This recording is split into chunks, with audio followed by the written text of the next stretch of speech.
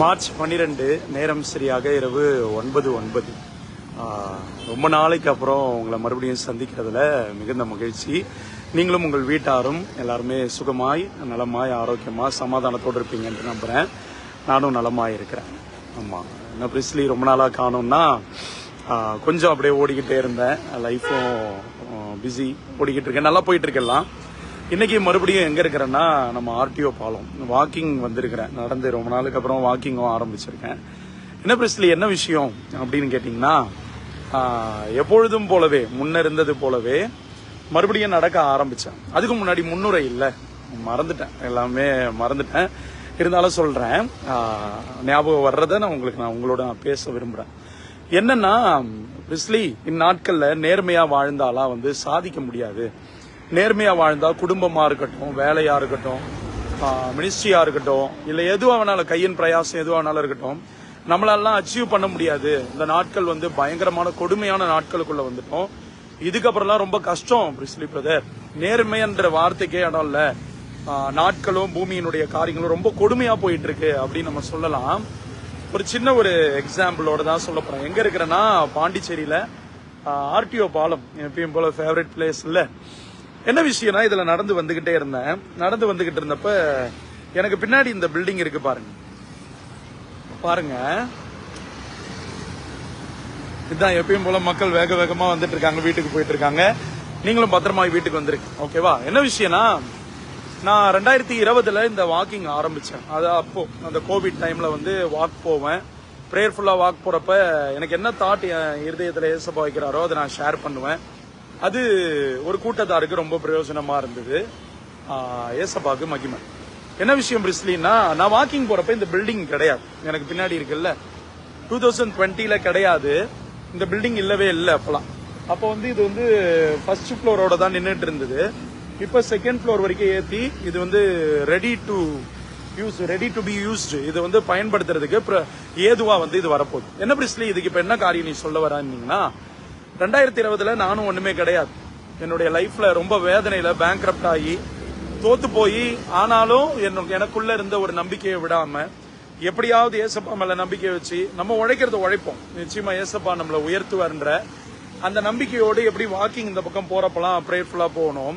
லைஃப்ல கிட்டத்தட்ட 20 இருந்து இப்ப 24 4 வருஷம் முடிஞ்சு 5வது வருஷத்துல இருக்கிறோம். என்னை உயர்த்தி இருக்காரு, என்ன பிளஸ் பண்ணி இருக்காரு, நிறைய பேருக்கு பிளஸ்ஸிங்கா வச்சிருக்காரு. ஓகே பிரிஸ்லி, ரொம்ப சந்தோஷம். இதுக்கும் நேர்மையா இருக்கிறதுக்கும் உயர்த்தப்படுறது ரொம்ப கஷ்டம்ன்றதுக்கும் என்ன பிரிஸ்லி சொல்ல வர அப்படின்னு கேட்டீங்கன்னா, நான் நடந்து வந்தப்ப இந்த பில்டிங் கிடையாது. நான் நடந்து வர்றப்ப நானும் ஒரு ஆள் கிடையாது. ஆனா இன்னைக்கு ஏசப்பா தயவா என்ன உயர்த்தி வச்சிருக்கிறாரு. நான் நடந்து வந்துகிட்டு இருந்தப்ப ஒரு விஷயத்த கவனிச்சேன். நான் அந்த இடத்துக்கு போயிட்டு உங்களுக்கு காண்பிக்கிறேன்.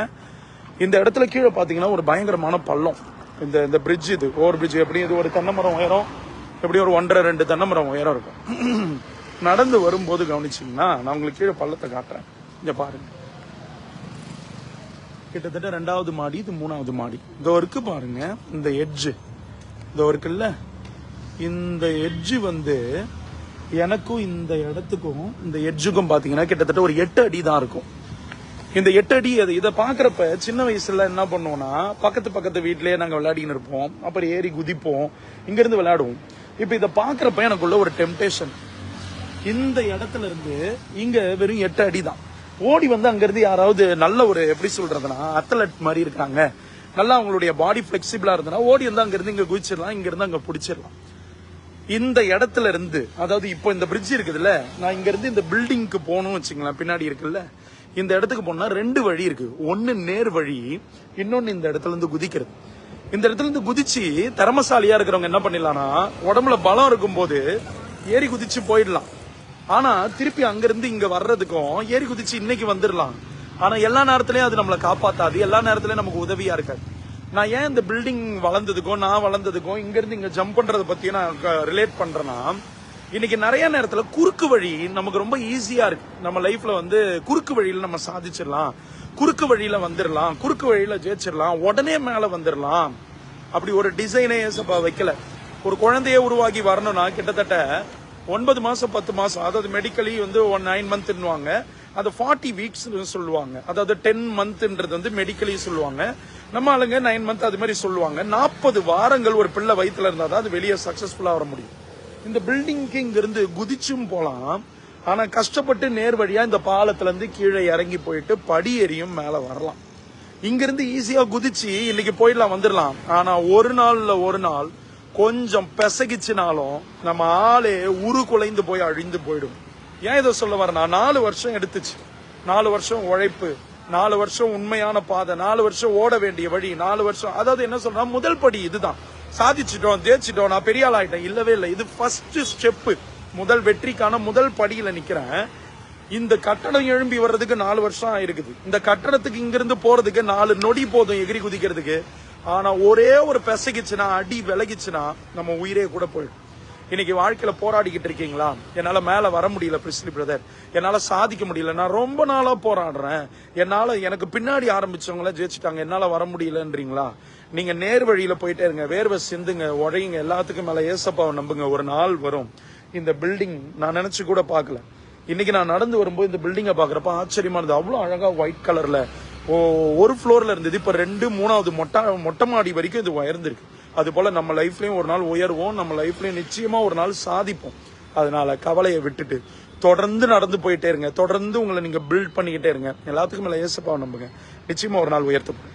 இதை நான் பார்க்கும்போது, இந்த வார்த்தை உங்களோட ஷேர் பண்ணும்போது எனக்கு அழகான ஒரு வேர்ட் ஞாபகம் வருது. ஆதியாகமம் 24 என்னை நேர் வழியாய் நடத்தி வந்த என்னுடைய ஆண்டவருக்கு, ஏசப்பாவுக்கு நான் நன்றி சொல்றேன்னு எலியேசர் என்ற ஒரு மனுஷன் சொல்றாரு. இன்னைக்கு நம்மளும் நன்றி சொல்லிட்டு போய்கிட்டே இருப்போம். நிச்சயமா ஒரு நாள் வரும், நம்மளும் உயர்ந்திருப்போம். நீங்க எடுக்கிற பிரயாசங்கள் குறுக்கு வழியில போகாம நேர் வழியா போறதுக்கு ஒரு நாள் நிச்சயமா பலன் உண்டு. சோர்ந்து போகாதீங்க. சொந்த குடும்பம் மறுதளிக்கலாம், சொந்த கூட நடந்து வந்தவங்க விட்டுட்டு போகலாம், எது வேணாலும் பண்ணலாம். ஒரு நாள் வரும், கண்டிப்பா உயர்த்தப்படும். சரிங்களா? இந்த வீடியோ உங்களுக்கு பிரயோஜனமா இருக்கும்ட்டு எப்பொழுதும் போலவே நான் நம்புறேன். ஏசப்பாவுக்குள்ள பிரயோஜனமா இருந்தா மட்டும் ஷேர் பண்ணுங்க. எப்படி பிரயோஜனமா இருந்ததுன்றதை கமெண்ட்ஸ்லயோ மெசஞ்சர்லயோ இல்லைன்னா என்னுடைய நம்பர் தான் வச்சிருக்கேன், அதுலயோ தெரியப்படுத்துங்க. உங்களுக்கு கவுன்சிலிங்கோ இல்லை ப்ரேயரோ வேணும்னா எனக்கு நீங்க கால் பண்ணலாம். நிச்சயமா உங்களுக்கான உதவியை செய்கிறதற்கு ஏசப்பா எனக்கு உதவி செய்வாரு. இப்பொழுது உங்களிடத்துல இருந்து சந்தோஷமாய் ஒரு நம்பிக்கையோடு அடுத்த கட்டத்திற்கும் தொடர்ந்து முயற்சிகளை செய்து கொண்டு ஏசப்பா உதவியோடு நகர்ந்து செல்வது பிரிஸ்லி. நீங்களும் உயர்த்தப்படுவீங்க. நேர் வழியா தொடர்ந்து போங்க. எவ்வளவு நஷ்டம், அடி, வேதனை வந்தாலும் பரவாயில்ல, நேர் வழியாவே போங்க. ஒரு நாள் வரும், நினைச்சு பார்க்காத நேரத்துல ஒரு இரவுல நம்ம வாழ்க்கை தலைக்கிழமா. God bless you. உங்களுக்காக ப்ரே பண்ணிக்கிறேன், எனக்காக ப்ரே பண்ணிக்கோங்க. எப்பொழுதும் சந்தோஷமா இருங்க, ஏசப்பா நம்புங்க. God bless you. Good night.